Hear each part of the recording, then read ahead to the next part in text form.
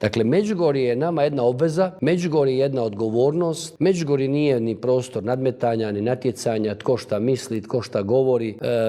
Znate kad čovjek, to isto ko Marija Magdalena, kad je ona doživjela pred Isusom milosrđe, nju više ništa nije zanimalo tko šta priča. Niti nju briga šta priča židovsko vijeće, šta pričaju njezini susjedi, šta govore apostoli, šta govore protivnici. Marija je doživjela ljubav. I onaj koji doživi ljubav Isusovu, više njemu ne treba zemaljski obzir. On izlazi iz tog svijeta tko što misli, nego ulazi u svijet što Bog o meni misli. I to se u Međugorju događa. I zato su ljudi dolazili onda kad je bilo ono znak osporavan i onda kad su bile priče da je to sve laž. Dakle, zašto su ljudi dolazili? Nismo i mi dole zvali. Nije bilo po Italiji džambo plakata dođite u Međugorje. Nikad ga nitko iz Međugorja nije izvjesio, možda neko Talijana. Niti smo hodali po Americi pa tamo plaćali marketing dođite u Međugorje. A ljudi su osjetili unutarnji zov.